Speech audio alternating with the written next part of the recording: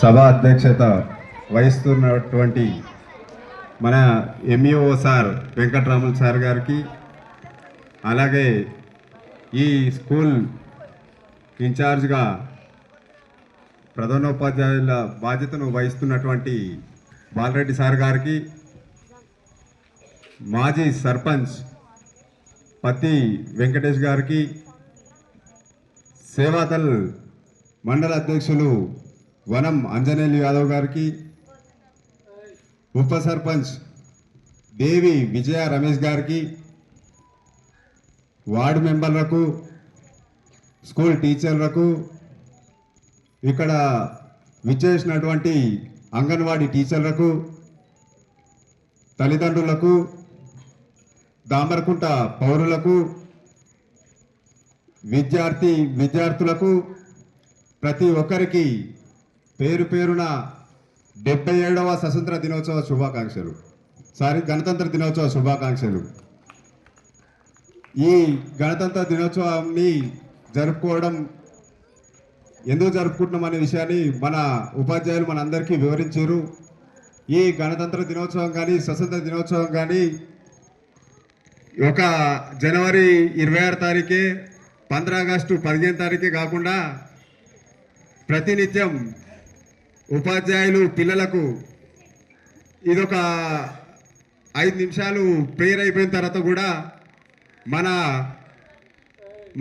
దేశానికి స్వతంత్రం తెచ్చి పెట్టినటువంటి వారందరినీ ప్రతిరోజు ఎవరినో ఒకరిని స్ఫూర్తి, వాళ్ళు చేసినటువంటి మంచి పనులు తప్పకుండా ఉపాధ్యాయులుగా మీరు తీసుకొని ప్రతిరోజు ఒక్కరి గురించి ఒక సూక్తి చెప్పాలని మిమ్మల్ని మనస్ఫూర్తిగా కోరుతున్నాను సార్.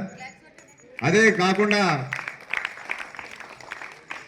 దామరకుంట స్థాయి నుండి, జిల్లా స్థాయి నుండి, రాష్ట్ర స్థాయి నుండి నేషనల్ స్థాయి వరకు తీసుకోబోతున్నటువంటి బ్రహ్మం సార్ గారికి ప్రత్యేక అభినందనలు సార్.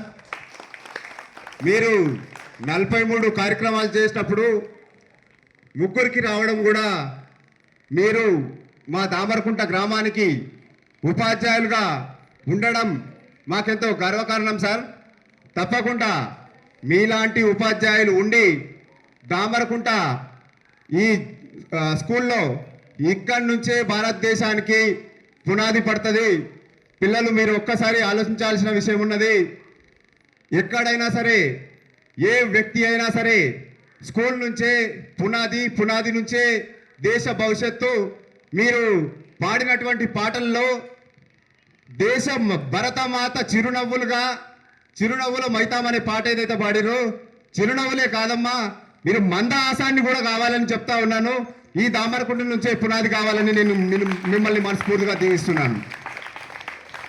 అదే కాకుండా మన ఈ స్కూల్కు అదృష్టం ఏంటంటే వెంకట్రాములు సార్ గారు, వారు మన స్కూల్కు ప్రధానోపాధ్యాయులుగా ఉంటూనే మండల ఎంబీఓగా చేస్తూ, ఎందుకనంటే వారిని మనం గౌరవించుకోవాల్సిన అవసరం ఉంది. మన స్కూల్కి ఏది కావాలన్నా మన ఇంటి పెద్దగా మన ప్రధానోపాధ్యాయులు గారు ఉండడం మనకెంతో గర్వకారణం. మీరందరూ అది ఆలోచించాల్సిన విషయం అనే విషయాన్ని చెప్తా ఉన్నాం.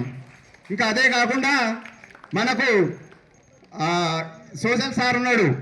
వారు మాట్లాడుతుంటే అసలు నిజంగా ఒక నిమిషం వర్షం వచ్చి ఆగిపోయిందేమో అన్నంత ఉదారంగా మాట్లాడిండ్రు. అంటే ఆయన ఏం మాట్లాడుతున్నంతసేపు కూడా మనకెక్కడ కూడా ఒక గుండు పొన్ను వేస్తే కూడా వినపడలేనంత నిశ్శబ్దత